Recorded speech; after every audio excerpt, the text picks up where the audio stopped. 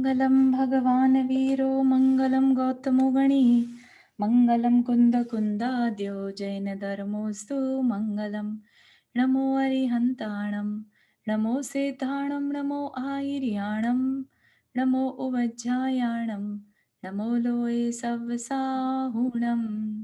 पंच परमेष्ठी भगवान की जय। अगले 45 मिनट के लिए सभी प्रकार के पापों का त्याग करके सभी 9 बार नमोकार मंत्र पढ़ लें।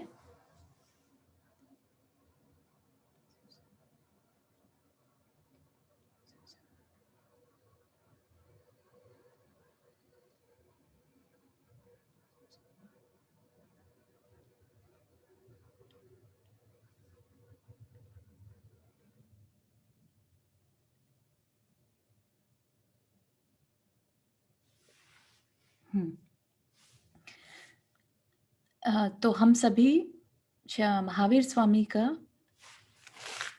पुराण पढ़ रहे हैं, उत्तर पुराण जी में, जिसमें कि सारे 23 तीर्थंकर जो भी थे, जो भी रहे अवसर्पिणी काल के, उनका चरित्र है ना, 63 चलाका पुरुषों का।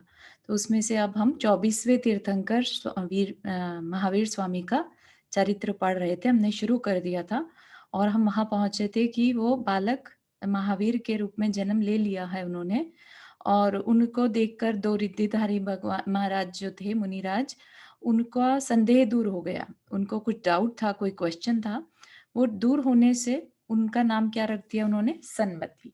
ठीक है।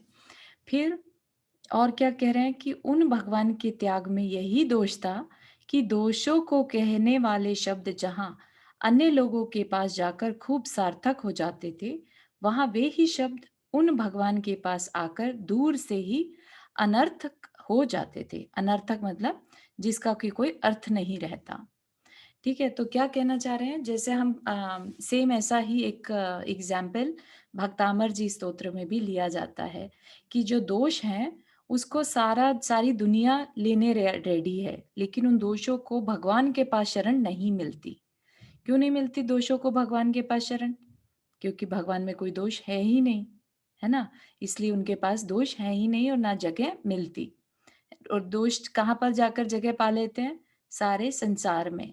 सब में कुछ ना कुछ दोष है, सब में कुछ ना कुछ कमी है। नो वन इज परफेक्ट, है ना। तो दोषों को भगवान के पास जाकर कोई जगह नहीं मिलती, अनर्थक हो जाते हैं। उन भगवान की जैसी प्रीति गुणों में थी, वैसी न लक्ष्मी में थी और न कीर्ति में ही थी। सो ठीक ही है, क्योंकि शुभ लेश्या के धारक पुरुषों को गुण ही प्यारे होते हैं। शुभ लेश्याएं कैसी होती हैं? शुभ लेश्याएं हमारे मन वचन काय की क्रियाएं ही होती हैं। लेश्या मतलब मन वचन काय की जो हमारी क्रिया है और हमारी कषाय, दोनों को मिली जुली जो हमारी कह लीजिए कि रिएक्शंस हैं, राइट। रिएक्शंस को शुभ लेश्या कह सकते हैं। ठीक है। अब हमारा रिएक्शन अच्छा भी हो सकता है और बुरा भी हो सकता है। तो अच्छे रिएक्शन करने वाले लोग, बहुत शांत जो रहने वाले लोग हैं, किसी ने गाली भी दे दी तो बहुत प्यार से जवाब देते हैं उस चीज का, राइट। ऐसे लोगों का रिएक्शन को क्या कहेंगे? शुभ कहेंगे, है ना। तो शुभ लेश्या के धारक पुरुषों को गुण ही प्यारे होते हैं। तो जिसको किसी ने गाली भी दी तो उसके अंदर से क्या निकलता है कि मैंने इसको क्षमा किया, है ना। तो गुण, क्षमा क्या है? गुण है। तो शुभ लेश्या के धारक पुरुषों को गुण ही प्यारे होते हैं। उन्हें गुणों में प्रीति रहती है, ना कि लक्ष्मी या कीर्ति में। कीर्ति मतलब कि मेरा नाम हो जाए, है ना। इंद्र की आज्ञा से कुबेर प्रतिदिन उन भगवान के समय, आयु और इच्छा के अनुसार स्वर्ग की सारी सारभूत भोग उपभोग की सब वस्तुएं स्वयं लाया करता था और सदा खर्च करवाया करता था। तो कुबेर क्या है? इंद्र का एक देव है, वहां का स्वर्ग का देव है। और जो तीर्थंकर हैं उनका लालन पालन जो है, उनकी सारी सामग्री, कपड़े, भोजन, सब कुछ दिव्य रहता है। दिव्य मतलब देवों द्वारा दिया गया। ठीक है ना। तो वह सब वस्तुएं स्वयं लाता था और खर्च करवाता था, मतलब कि उनको इस्तेमाल करवाता था। किसी एक दिन इंद्र की सभा में देवों में यह चर्चा चल रही थी कि इस समय सबसे अधिक शूरवीर श्री वर्धमान स्वामी ही हैं। यह सुनकर एक संगम नाम का देव उनकी परीक्षा करने के लिए आया। तो अब यहाँ पर क्वेश्चन ऐसा भी उठ सकता है हमारा कि भाई इंद्र की सभा में एक 7 हाथ के मनुष्य की चर्चा, जबकि इंद्र में खुद में भी कितना बल रहता है ना? और उसके देवों उसकी सभा में श्री वर्धमान स्वामी की चर्चा चल रही थी, है ना? वो चर्चा सुनकर एक संगम नाम का देव उनकी परीक्षा करने के लिए आया। आते ही उस देव ने देखा कि देदीप्यमान आकार के धारक बालक वर्धमान बाल्य अवस्था से प्रेरित हो बालकों जैसे केश धारण करने वाले तथा समान अवस्था के धारक अनेक राजकुमारों के साथ बगीचे में एक वृक्ष पर चढ़े हुए क्रीड़ा करने में तत्पर हैं। यह देख संगम नाम का देव उन्हें डरवाने की इच्छा से किसी बड़े सांप का रूप धारण कर उस वृक्ष की जड़ से लेकर स्कंद तक लिपट गया। स्कंद मतलब तना, है ना? जड़ से नीचे से ऊपर की ओर पूरा उस पे लिपट गया। सब बालक उसे देखकर भय से कांप उठे और शीघ्र ही डालियों पर से नीचे जमीन पर कूद कूद कर जिस किसी तरह भाग गए। सो ठीक ही है, क्योंकि महाभय उपस्थित होने पर महापुरुष के सिवाय अन्य कोई ठहर नहीं सकता। जो लहलहाती हुई 100 जिह्वाओं से अत्यंत भयंकर दिख रहा था, ऐसे उस सर्प पर चढ़कर कुमार महावीर ने निर्भय हो उस समय इस प्रकार क्रीड़ा की जिस प्रकार की माता के पलंग पर किया करते थे। मतलब कि एक बालक जो माता के पास एकदम मतलब फियरलेस रहता है, ऐसा ही वो उस सर्प के ऊपर ऐसे क्रीड़ा करने लगे। क्रीड़ा मतलब खेल करने लगे, है ना? कुमार की इस क्रीड़ा से जिसका हर्ष रूपी सागर उमड़ रहा था, ऐसे उस संगम देव ने भगवान की स्तुति की और महावीर यह नाम रखा। तो उसने रियलाइज कर लिया कि वाकई में ये महावीर हैं, निर्भय हैं, है ना? जबकि वो सिर्फ देव था और परीक्षा करने आया था। इस प्रकार 30 वर्षों में भगवान का कुमार काल व्यतीत हुआ। तदनंतर दूसरे ही दिन मति ज्ञानावरण कर्म के क्षोभम विशेष से उन्हें आत्मज्ञान प्रकट हो गया और पूर्व भाव का स्मरण हो उठा। तो क्या बता रहे हैं? पूर्व भाव का स्मरण के लिए क्या जरूरी है? मति ज्ञानावरण कर्म का क्षयोपशम। इसका सिंपल लैंग्वेज में बोलेंगे तो जो हमारे बुद्धि, मति क्या है? बुद्धि, है ना? बुद्धि ज्ञानावरण, बुद्धि वाला जो ज्ञान है उसके आवरण का अगर जो कवरिंग है, आवरण मतलब कवरिंग, है ना? कर्म से क्या है? ज्ञानावरणीय कर्म ही तो है। कर्म पर कर्म जो है हमारी आत्मा के गुण, जो ज्ञान गुण है उस पे आवरण डाल देते हैं, उस पे उसको कवर कर देते हैं। ठीक है? तो क्षयोपशम क्या है? उस कवर का हल्का पड़ जाना, कम हो जाना। ठीक है? आवरण गहरा भी हो सकता है और आवरण हल्का भी हो सकता है, लेकिन आवरण तो आवरण है। ठीक है? तो उसके हल्के होने को क्या कहा जाता है? क्षयोपशम। ठीक है? ये एक टेक्निकल वर्ड यह है, याद कर लीजिए कि कर्म के इफेक्ट का कम होना इज क्षयोपशम। तो जब मति ज्ञानावरण कर्म का क्षयोपशम हुआ, उसका इफेक्ट कम हुआ, उसकी विशेषता से उन्हें आत्मज्ञान प्रकट हो गया और पूर्व भव का स्मरण हो आया, जिसे कि हम जाति स्मरण भी कहते हैं। उसी समय स्तुति पढ़ते हुए लौकांतिक देवों ने आकर उनकी स्तुति करी। ठीक है? क्योंकि पूर्व भाव के स्मरण होने से उन्हें वैराग्य आ गया। वैराग्य आते साथ ही जो लौकांतिक देव हैं, 5वें स्वर्ग के देव हैं और जो एक भवतारी होते हैं, वो आ जाते हैं हमेशा तीर्थंकर के ज्ञान कल्याणक में। जैसे ही भगवान को सॉरी नॉट ज्ञान कल्याणक, दीक्षा कल्याणक में आ जाते हैं।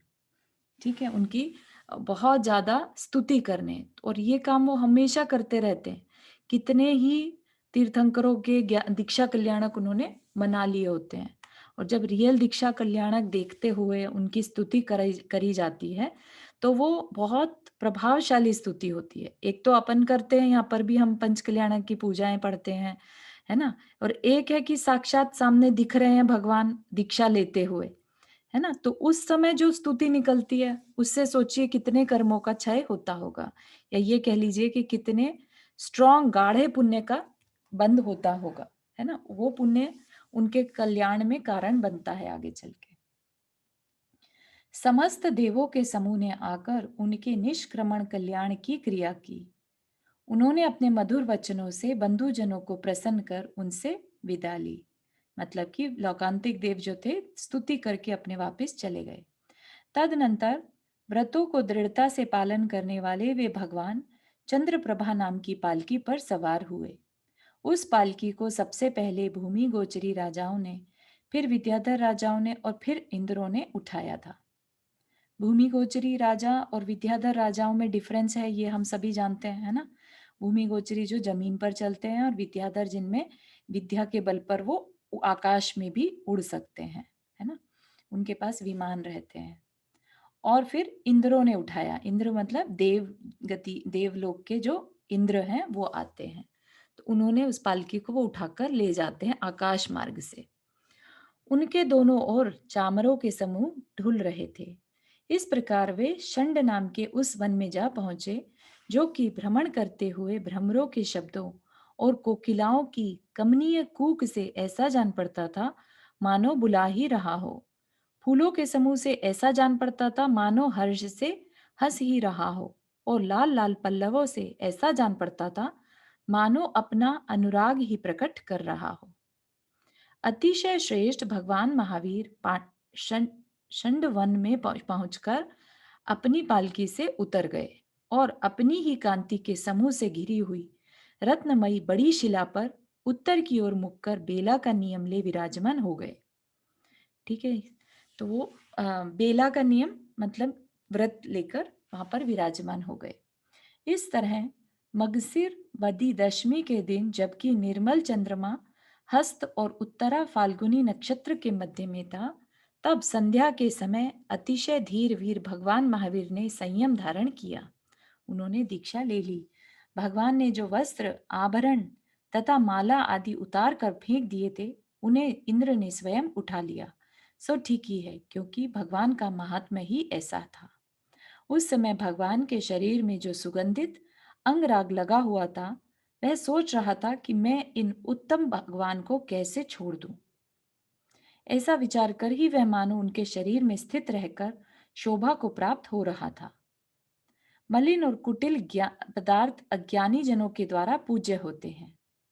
मतलब कि जो डर्टी कह लीजिए, मलिन और कुटिल पदार्थ अज्ञानी जनों के द्वारा पूज्य होते हैं, परंतु मुमुक्षु लोग उन्हें त्याज्य समझते हैं।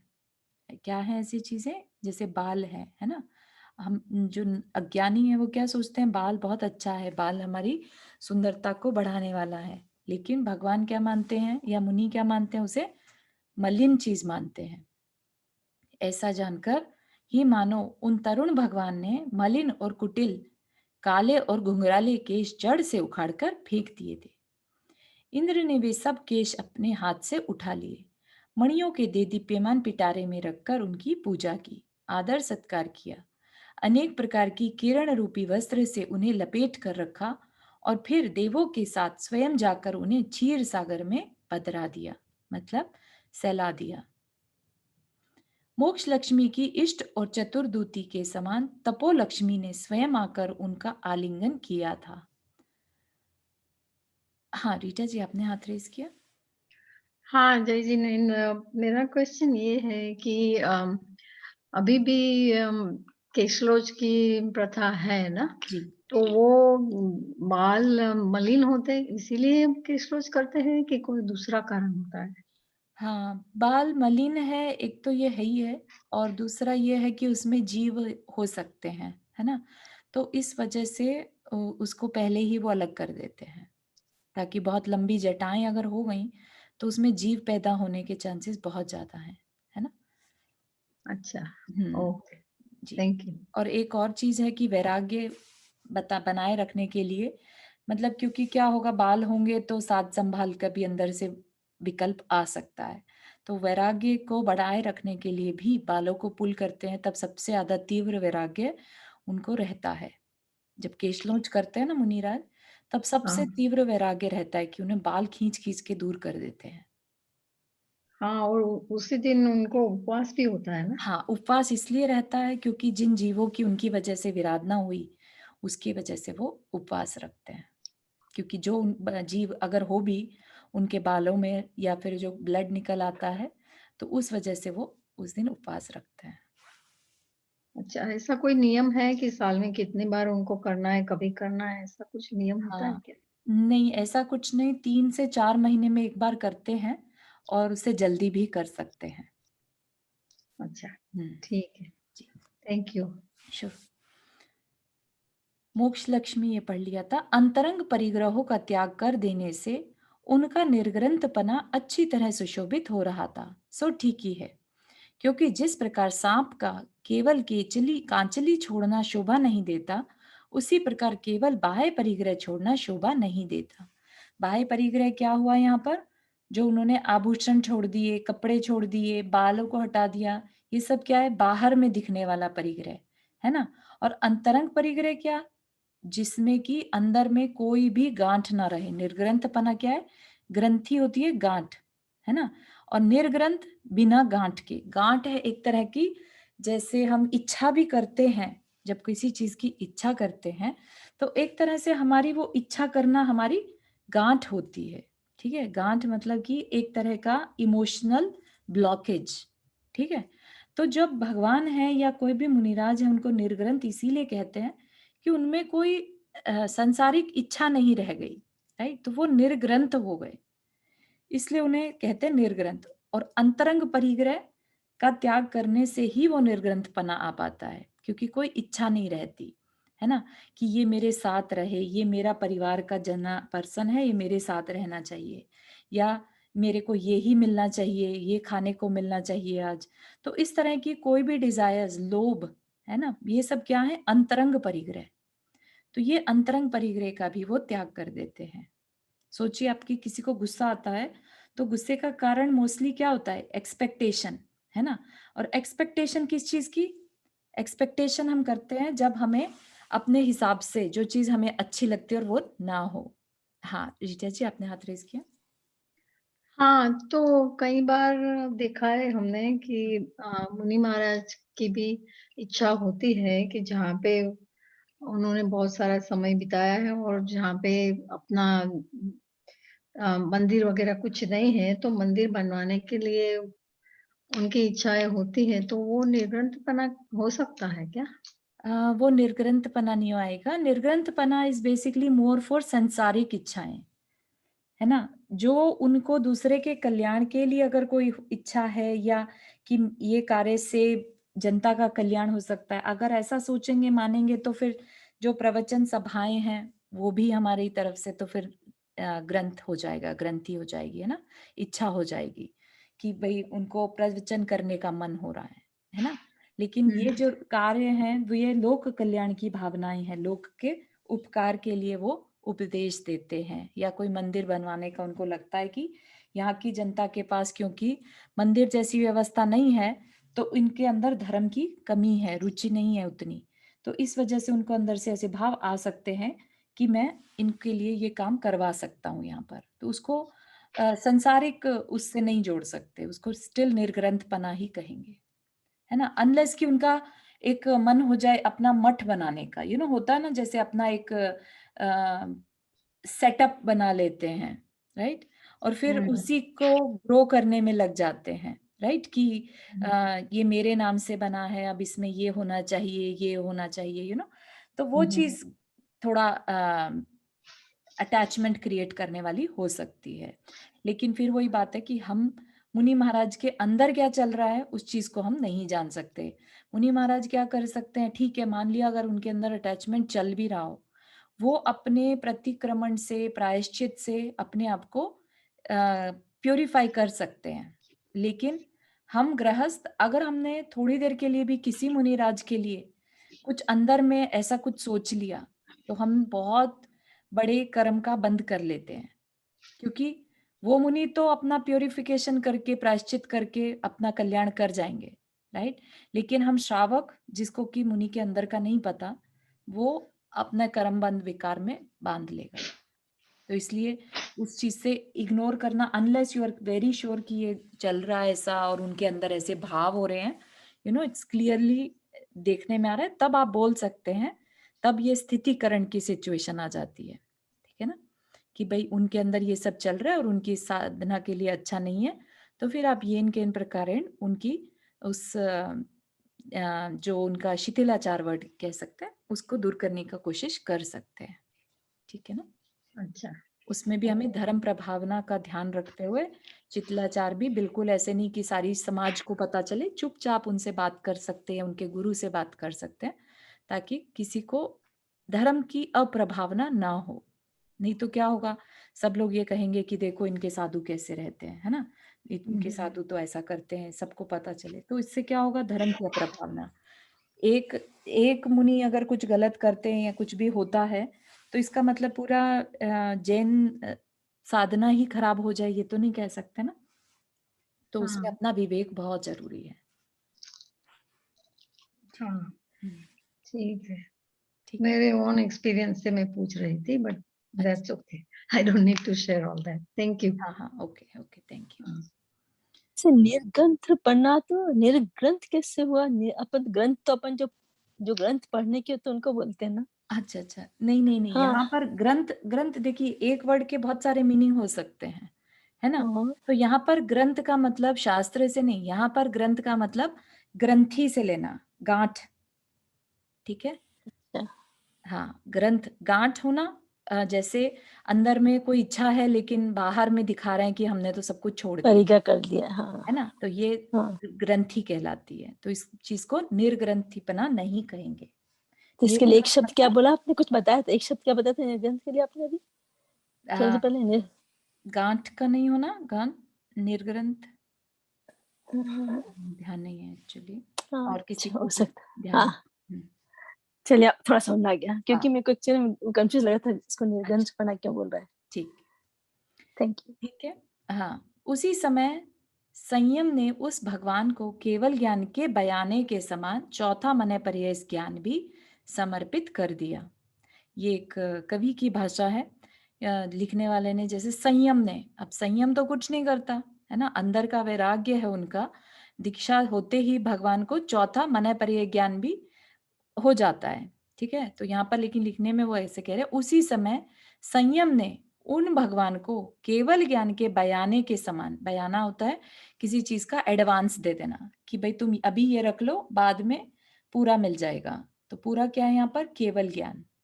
ठीक है। तो क्या कह रहे हैं कि बयाने के समान मन पर्याय ज्ञान भी समर्पित किया था। अप्रमत्त गुण स्थान में जाकर उन भगवान के मोक्ष रूपी साम्राज्य की कंठी स्वरूप जो तपश्चरण प्राप्त किया था, वह प्रमादी जीव को कहाँ सुलभ है। तो अप्रमत्त गुण स्थान होता है जो, जहां पर सिर्फ अपनी आत्मा के कल्याण की बात सोची जाए। ठीक है। प्रमत्त मतलब प्रमाद, और अप्रमत्त अप्रमाद, है ना? जहां पर प्रमाद, प्रमाद मतलब अपनी आत्मा के कल्याण में आदर का न होना। ये टेक्निकल डेफिनेशन है प्रमाद की, कि भाई कर तो सकते थे, अपना व्रत उपवास कर सकते थे, शक्ति तो थी, लेकिन नहीं किया। तो वो क्या कहलाता है? ऐसा जो करने लायक कार्य हो वो ना करना, इस प्रमाद। ठीक है। तो भगवान कौन से गुण स्थान में आ गए? सातवें गुण स्थान में, अप्रमत्त गुण स्थान में।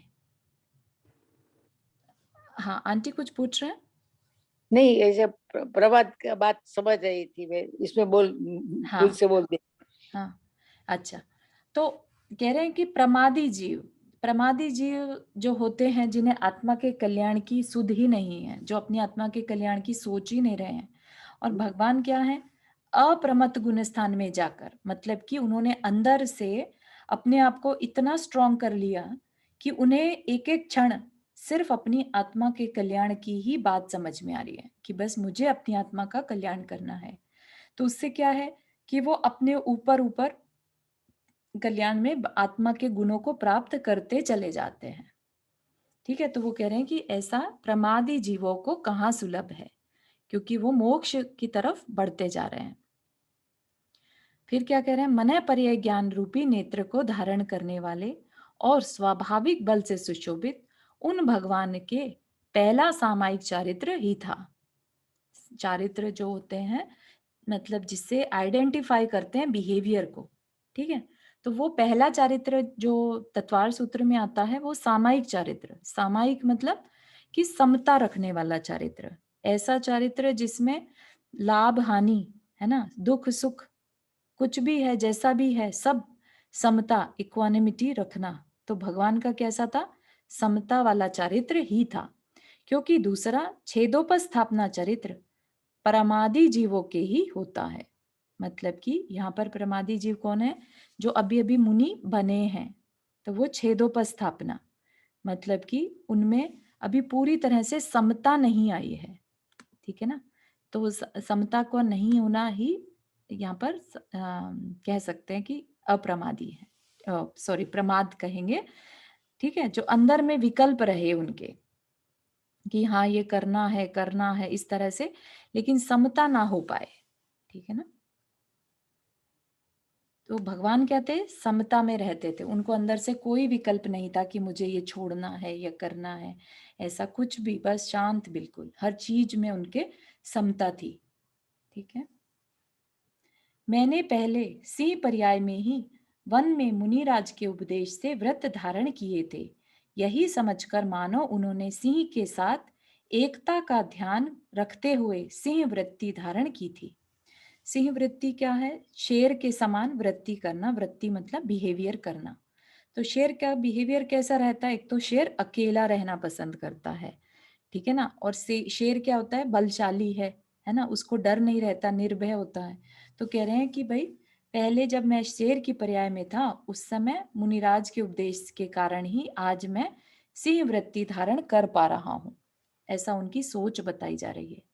यद्यपि उनके सिंह के समान तीक्ष्ण नख और तीक्ष्ण दाढ़ें नहीं थी, वे सिंह के समान क्रूर नहीं थे और न सिंह के समान उनकी गर्दन पर लाल बाल ही थे, फिर भी शूरवीरता, अकेला रहना तथा वन में ही निवास करना, इन तीन विशेषताओं से वे सिंह का अनुकरण करते थे। ठीक है ना? क्या समानता दी उनकी? कि भाई इन कारण से उनका सिंह वृत्ति थी। सिंह वृत्ति उनके लिए यूज करते हैं नॉर्मली जो बिल्कुल किसी भी तरह के डर से प्रभावित नहीं रहते, निर्भीक रहते हैं, बिल्कुल फियरलेस, है ना? उनको नॉर्मली सिंह वृत्ति कहते हैं। शेर जैसा, है ना? शेर का जब भी कोई फियरलेस पर्सन दिखता है हम यही कहते हैं ना, शेर जैसा है। सब देव उन भगवान को नमस्कार कर तथा उनके साहस की स्तुति करने में लीन हो संतुष्ट चित्त होकर अपने अपने स्थान को चले गए। अतनंतर पारणा के दिन, पारणा के दिन मतलब जब वो आहार के लिए उठे, पारणा के दिन वे भट्टारक महावीर स्वामी आहार के लिए वन से निकले और विद्याधरों के नगर के समान सुशोभित कूलग्राम नाम की नगरी में पहुंचे। वहां प्रियंगु के फूल के समान कांति वाले कूल नाम के राजा ने भक्ति भाव से युक्त हो उनके दर्शन किए, 3 प्रदक्षिणाएं दी, चरणों में सिर झुकाकर नमस्कार किया और घर पर आई हुई निधि के समान माना। है ना? कितनी बड़ी बात है कि किसी के घर तीर्थंकर जैसे मुनिराज का आहार हो जाए, तीर्थंकर मुनिराज का। उत्तम व्रतों को धारण करने वाले उन भगवान को उस राजा ने श्रेष्ठ आसन पर बैठाया, अर्घ आदि के द्वारा उनकी पूजा की, उनके चरणों के समीपवर्ती भूतल को गंध आदि से विभूषित किया और उन्हें मन वचन काय की शुद्धि के साथ इष्ट अर्थ को सिद्ध करने वाला परम अन्न यानी खीर का आहार समर्पण किया, मतलब उन्हें दिया। यह तो तुम्हारे दान का आनुषंगिक फल है, परंतु इसका होनहार फल बहुत बड़ा है। यही कहने के लिए मानो उनके घर पंच आश्चर्यों की वर्षा हुई, कि पंच आश्चर्य उसी समय हो जाते हैं। जैसे ही भगवान का आहार हुआ तो देव लोग पंच आश्चर्य करते हैं जिसके भी घर आहार हुआ। ठीक है? तो वो क्या कह रहे हैं कि ये तो दान का सिर्फ इमीडिएट रिजल्ट है, जो फ्यूचर रिजल्ट है वो तो इससे भी बहुत बड़ा है। ये पंचाश्चर्य क्या है? पंच आश्चर्य होते हैं देव लोग, एक तरह का आश्चर्य, जैसे जो चीज हम एक्सपेक्ट ना करें और वो हो जाए तो वो आश्चर्य अच्छा, कहलाती है ना? तो क्या किया बराबर। उन्होंने, है ना? फूलों की बारिश करी, रत्नों की बारिश करी, सुगंधी फैलाई, दुंदुबी बजने लगी, नृत्य होने लगे। तो ये पंच आश्चर्य जब भी भगवान का आहार होता है तो देवलोग करते हैं। ठीक है? तदनंतर शिष्यों का पुण्य बढ़ाने वाले वे भगवान एकांत स्थानों में विधि पूर्वक तप करने की इच्छा से उसके घर से निकले, जो विषय रूपी वृक्षों से संकीर्ण है, इंद्रिय रूपी व्याधों से भरा हुआ है, परिचय रूपी महाभयंकर सब प्रकार के दुष्ट जीवों से सहित है, कषाय रूपी मदोन्मत्त हाथी के सैकड़ों समूह से व्याप्त है, मुंह फाड़े हुए यमराज रूपी अनंत अजगरों से भयंकर है, 4 प्रकार के उपसर्ग रूपी दुष्ट सिंहों से कठोर है और विघ्नों के समूह रूपी चोरों से घिरा है। ऐसे संसार रूपी वन को धीरे धीरे छोड़कर उन परम पुरुष भगवान ने, जो सज्जनों के द्वारा सेवन करने योग्य है, उस जिसमें अव्याबाद यानी बाधा रहित सुख भरा है, जो उत्तम मनुष्य से व्याप्त है। बहुत लंबा सेंटेंस हुआ जा रहा है। तो क्या बोल रहे हैं बेसिकली, यहाँ पर जो स्टार्टिंग की है वो संसार का एक तरह से रूप बताया है कि किस तरह का है ना, किस तरह का ये संसार है, उनकी तुलना की गई है। जैसे कि विषय रूपी वृक्षों से संकीर्ण है, भरा हुआ है। कैसे वृक्षों से? विषय रूपी, जगह जगह विषय ही विषय हैं। विषय मतलब जो हमारे सेंसुअल थिंग्स कह सकते हैं, विषय रूपी, है ना। इंद्रिय रूपी व्याधों से भरा हुआ है, मतलब कि जहां पर इंद्रियों की वजह से गलत काम होते रहते हैं। परिचय रूपी महाभयंकर दुष्ट जीवों से सहित है। परिचय मतलब तकलीफें, ना, तकलीफों से भरा है। कषाय रूपी हाथियों के सैकड़ों समूह से व्याप्त है। जिस तरह से कषाय हमारी अनकंट्रोलेबल होती हैं, ऐसी मदोन्मत्त हाथियों के समूह से व्याप्त है। फिर मुंह फाड़े यमराज रूपी अनंत अजगरों से भयंकर है। इस तरह का क्या है? संसार ऐसा है। और भगवान ने क्या किया?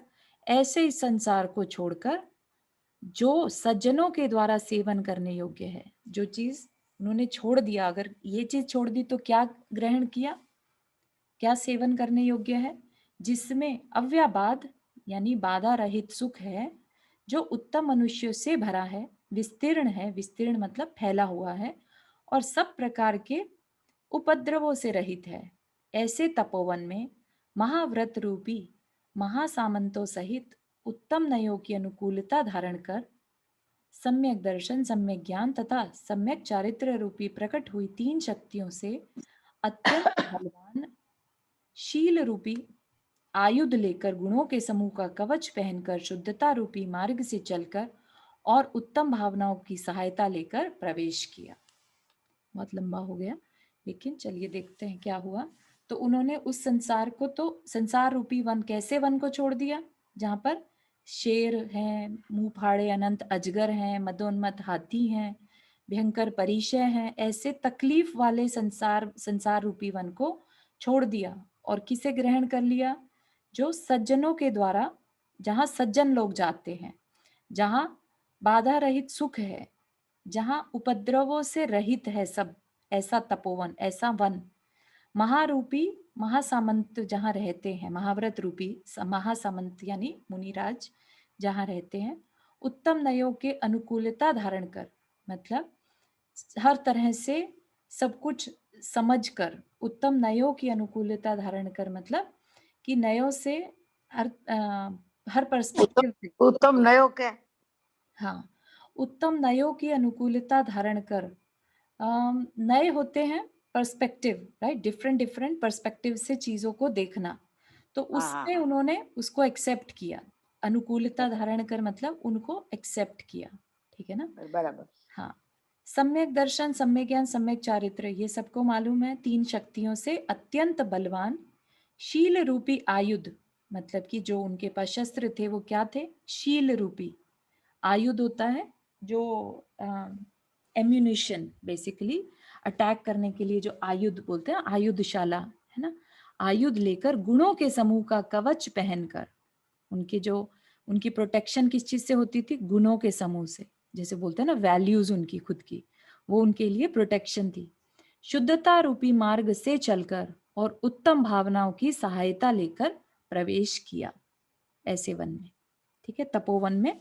मतलब कि अंदर ही अंदर कह लीजिए, कोई ऐसा कोई वन नहीं है जहां पर ऐसा हो, लेकिन यहाँ पर क्या कह रहे हैं? संसार रूपी वन को छोड़कर जहां पर मोक्ष मिल सकता है, ऐसी मार्ग पर वो चल पड़े।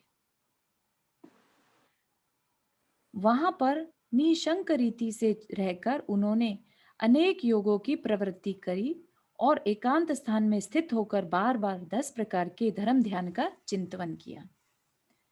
ठीक है। निशंक रीति से मतलब जिसमें कोई डाउट ना हो। उन्होंने अनेक योगों की प्रवृत्ति की और एकांत में स्थित होकर धर्म ध्यान का चिंतन किया। 10 प्रकार के धर्म ध्यान, जो 10 धर्म है उनका 10 लक्षण धर्म, 10 लक्षण धर्म है ना, 10 धर्म जो आत्मा के गुण है बेसिकली, उनका चिंतन किया। ओके। वो किसमें कारण बनता है ना, धर्म संवर में, है ना। मुनि महाराज के हमने जब पढ़े थे तब संवर में कारण बनते हैं, कर्म को रोकते हैं। अथनंतर किसी एक दिन अतिशय धीर वीर वर्धमान भगवान उज्जैनी के अति मुक्तक नामक शमशान में प्रतिमा योग से विराजमान थे। उन्हें देखकर महादेव नामक रुद्र ने अपनी दुष्टता से उनके धैर्य की परीक्षा करनी चाहिए। ठीक है, तो आज की क्लास थोड़ा एक्स्ट्रा ले लें, 10 मिनट लेट शुरू किया था तो 10 मिनट लेट कर सकते हैं, इज इट ओके? और जिसको जाना है अगर अर्जेंट है तो they can leave by doing Namokar मंत्र 9 टाइम्स। ठीक है। उसने रात्रि के समय ऐसे अनेक बड़े बड़े बेतालों का रूप बनाकर उपसर्ग किया जो कि तीक्ष्ण चमड़ा छीलकर एक दूसरे के उदर में प्रवेश करना चाहते थे। खोले हुए मुंहों से अत्यंत भयंकर दिखते थे, अनेक लयों से नाच रहे थे तथा कठोर शब्दों, अट्ठास और विकराल दृष्टि से डरा रहे थे। तो क्या हुआ, एक देव ने उन पर परीक्षा, फिर से परीक्षा के रूप में कहते हैं, लेकिन बेसिकली उन पर उपसर्ग हुआ। उपसर्ग मतलब उनकी साधना में बाधा पहुंचाने की कोशिश की गई। अनेक लयों से नाच रहे थे तथा कठोर शब्द, अट्ठास और विकराल दृष्टि से डरा रहे थे। इनके सिवाय उसने सर्प, हाथी, सिंह, अग्नि और वायु के साथ भीलों की सेना बनाकर उपसर्ग किया। इस प्रकार एक पाप का ही अर्जन करने में निपुण उस रुद्र ने अपनी विद्या के प्रभाव से किए हुए अनेक भयंकर उपसर्गों से उन्हें समाधि से विचलित करने का प्रयत्न किया, परंतु वह उसमें समर्थ नहीं हो सका। अंत में उसने भगवान के महती और महावीर ऐसे 2 नाम रखकर अनेक प्रकार की स्तुति की, पार्वती के साथ नृत्य किया और सब मात्सर्य भाव छोड़कर वह वहां से चला गया। मात्सर्य भाव मतलब द्वेष भाव छोड़कर चला गया। हाँ, भूमिका आपने हाथ रेज किया। हाँ चारू चाची जी, तो जब ये देव परीक्षा लेने के लिए उपसर्ग करते हैं, हाँ, तो उनको भी उस चीज का कर्म बंद होता है चारू? हाँ बिल्कुल होता है, जो कि उपसर्ग बिल्कुल होता है। किसी मुनि की साधना में बट परीक्षा लेने के लिए, हाँ परीक्षा भी लेना, लेकिन डिस्टर्ब तो कर रहे हैं ना साधना में, है ना। हाँ, तो डिस्टर्ब कर रहे हैं तो उतनी देर के लिए किस भावों से परीक्षा है कि मैं देखो कितनी स्ट्रांग है उनकी परीक्षा, मतलब साधना, है ना। तो उन सब पे डिपेंड करेगा। कर्म अपना द्रव्य क्षेत्र काल भाव देखकर बंधता है ना, और उदय में आता है। पर वो तो बहुत भारी कर्म बंद हुआ, राइट? अगर आप भगवान के साधना में उपद्रव डाल रहे हो तो वो तो बहुत भारी कर्म बंद हुआ ना। हाँ, मतलब ऐसी परीक्षा लेने का भी क्या फायदा। हाँ बिल्कुल बिल्कुल। द ओनली डिफरेंस इज कि एक तो होता है वैर भाव के कारण, है ना, और एक है कि वो परीक्षा ले रहा है कि किसी अंदर के बात, जैसे अभी हमने पहले देखा संगम देव का, राइट, कि वो देव सभा में उसने बोला कि भाई इंद्र ने कहा कि बहुत वीर है ना। तो उसको क्यूरोसिटी हुई और वो नीचे आया परीक्षा लेने के लिए।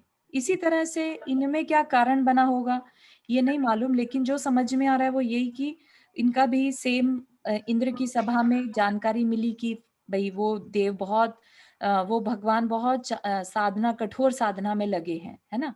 तब देव को क्या रहता है, क्यूरोसिटी रहती है, ईर्ष्या हो जाती है ना, कि हमसे ज्यादा अच्छे से तो कोई कुछ कर नहीं सकता। तो फिर वो उसकी परीक्षा लेने के लिए आते हैं ऐसे में, है ना। तो यस, कर्म बंध तो होता ही है नो मैटर व्हाट, कितनी, क्योंकि नॉर्मली इंद्र जैसे आते हैं और कल्याणकों में आते हैं तो स्तुति आदि करते हैं, उनका मन अंदर से ये नहीं होता कि हम परीक्षा करें, है ना। तो वो चीज हम और इनको कोई बैर तो है नहीं, सिर्फ परीक्षा ले रहे हैं उनकी। हाँ, परीक्षा आउट ऑफ क्यूरोसिटी। हाँ, तो फिर कर्म क्यों बंधेगा? वही कर्म कैसे बनते हैं? नहीं बनते हैं ना शायद। नहीं ऐसी नहीं, देखिए, मन देव है वचन इसलिए काय की क्रिया तो हो रही है ना कि भाई हमें आउट ऑफ क्यूरोसिटी हम किसी को डिस्टर्ब करने जाते हैं, राइट? या वो एक अलग बात है कि बाद में कम उनसे बंधेंगे क्षमा, लेकिन हाँ, बंधेंगे। क्षमा मांग ले, है ना, कि भाई नहीं, मैं आपकी परीक्षा लेने आया था, मुझे क्षमा करें, या राइट?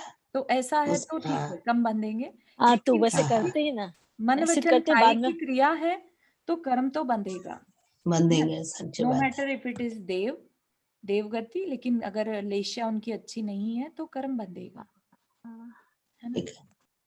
ठीक। क्योंकि साहस, हाँ, सो ठीक ही है, क्योंकि साहस को स्पष्ट रूप से देखने वाले पापी जीव भी संतुष्ट हो जाते हैं। एक पैराग्राफ और देख लेते हैं। इसमें चंदना के बारे में है। अतनंतर किसी एक दिन राजा चेटक की चंदना नाम की पुत्री वही क्रीड़ा में आसक्त थी। उसे देखकर कोई विद्याधर काम बाण से पीड़ित हुआ और उसे किसी उपाय से लेकर चलता बना। पीछे अपनी स्त्री से डरकर उसने उस कन्या को महाअटवी में छोड़ दिया। महाअटवी मतलब भयंकर वन में छोड़ दिया। वहां किसी भील ने देखकर उसको धन की इच्छा से वृषभदत्त सेठ को दी। एक भील मिला जिसने उसे एक सेठ को सेल कर दिया। उस सेठ की स्त्री का नाम सुभद्रा था। उसे शंका हो गई कि कहीं उस अपने सेठ का इसके साथ संबंध न हो जाए। इस शंका से वह चंदना को खाने के लिए मिट्टी के शकोरे में कांजी से बना हुआ कौंदों का भात दिया करती थी और क्रोधवश उसे सदा सांकल से बांधे रहती थी। ठीक है, तो खाने के लिए क्या देती थी? उबले हुए उड़द खाने में देती थी और हमेशा उसे सांकल से बांधे रहती थी। किसी दूसरे दिन वत्स देश की उसी कौशाम्बी नगरी में आहार के लिए भगवान महावीर स्वामी गए। उन्हें नगरी के भीतर प्रवेश करते देख चंदना उनके सामने जाने लगी। उसी समय उनके सांकल के सब बंधन टूट गए। चंचल भ्रमर समूह के समान काले उसके बड़े बड़े केश चंचल हो उठे और उनसे मालती की माला टूटकर नीचे गिरने लगी। उनके वस्त्र आभूषण सुंदर हो गए। तो एक तरह से जो अभी हमने देखा था ना, आश्चर्य, है ना, तो वो आश्चर्य हुए वहां पर कि इस चंदना के जो कपड़े थे वो सुंदर आभूषणों समेत चेंज हो गए। वह 9 प्रकार के पुण्य की स्वामिनी बन गई। भक्ति भाव के भार से झुक गई। शील के महात्मा से उसका मिट्टी का शकोरा स्वर्ण पात्र बन गया और कोदों का भात शाली चावलों का भात हो गया।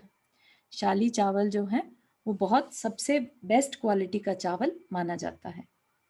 उस बुद्धिमती ने विधि पूर्वक पड़काकर भगवान को आहार दिया, इसलिए उसके यहाँ पंचाश्चर्यों की वर्षा हुई और भाई बंधुओं के साथ उसका समागम हो गया। ठीक है, तो हालांकि चंदना की जो स्टोरी है वो काफी पूरी डिटेल में आई थॉट की आएगी। Let's see if it is there.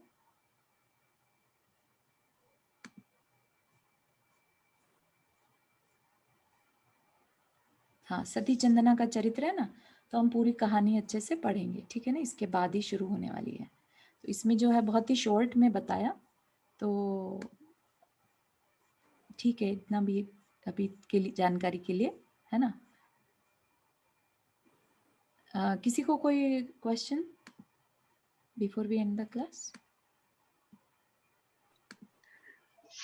तीर्थंकर चारू, भगवान की, सॉरी, गो हाँ, अहेड। रीटा जी, नहीं रीटा जी बोलिए, आपने स्टार्ट किया पहले। तीर्थंकर भगवान की दीक्षा के बाद उनका जो पहला आहार होता है जी, वो most of the time I mean राजा के यहाँ होता है, राइट? हाँ बिल्कुल। तो उनको राजा को पता होता है क्या कि ये तीर्थंकर भगवान है हमारे यहाँ, हमारे आंगन में? ऐसा नहीं होता होगा, क्योंकि मतलब मुझे जहां तक याद है आदिनाथ भगवान के केस में हमने पढ़ा था, राइट, और राजा श्रेयांश के घर राजा श्रेयांश ने आहार दिया था, तो उन्हें ये नहीं पता था कि ये तीर्थंकर हैं, जहां तक ध्यान है। उस वक्त तो उनको पता भी नवधा भक्ति का भी कुछ ज्ञान नहीं था। उनको हाँ, तो पता थोड़ी था, वो तो खाली पूर्व उनको याद आ जाता है याद आ कि जाता है ना कि मुनि को कैसे ऐसे पैदा ऐसे किया। हाँ, बहराते हैं, बस हम्म, इसलिए उन्होंने बहराया था। हाँ, तो I am not very sure about this. It's a good question, I think we can ask कि उन्हें पता और ये रहता है भी कि नहीं। चंदन बाला की स्टोरी थोड़ी सी अलग ऐसा लगता है, शायद उसमें कुछ डिफरेंट होगा, हो सकता है। हाँ हाँ हाँ, हो सकता है, हम नेक्स्ट स्टोरी में हाँ, सीखेंगे। हाँ। भूमिका जी, आप कुछ कह रहे थे? हाँ चारू, जाति स्मरण अभी होता है पंचम काल में? हाँ, होता है। किसी किसी के तो अगर मति ज्ञान का शोभशम हो तो हो सकता है पिछला भव याद आ जाए। हाँ, बट उसमें वैराग्य की भावना नहीं आती है, ऐसा जरूर, जरूरी है। बिल्कुल बिल्कुल, देयर यू गो। जरूरी नहीं है कि वो जाति स्मरण वैराग्य का कारण बन जाए, है ना। हाँ, ठीक है। हाँ, रेखा जी आपने हाथ रेज किया था। हमने कहा जो पंचाश्चर्य होते हैं तो फिर वो तो उससे पता ही चल जाता है ना तीर्थंकर है। हाँ, कह सकते हैं ऐसा कि नहीं, एक्चुअली पंच आश्चर्य रिद्धिधारी मुनिराज हो तब भी होते हैं, ठीक है। तो ये पता कर सकते हैं क्लियर इसके बारे में कि उन्हें जानकारी रहती है कि नहीं रहती है ना। और पंचाश्चर्य तो आहार देने के बाद होते हैं ना, हाँ आहार जी। देने के पहले नहीं होते, राइट? हाँ हाँ, बिल्कुल बिल्कुल, पंचाश्चर्य बाद में होते हैं। हाँ हाँ।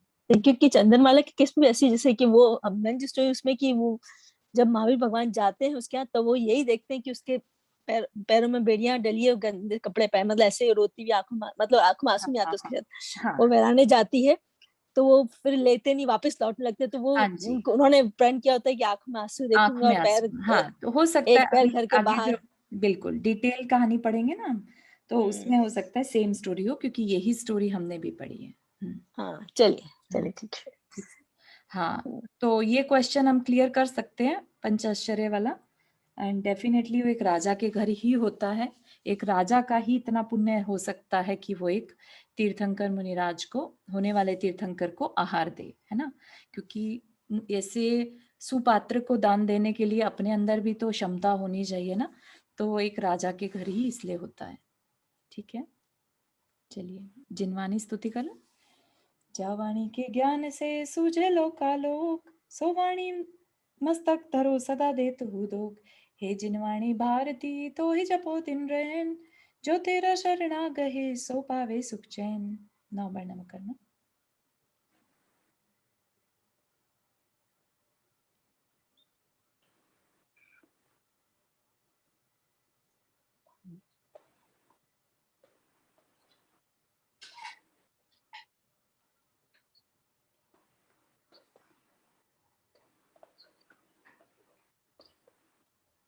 चलिए सभी को जय जिनेन्द्र।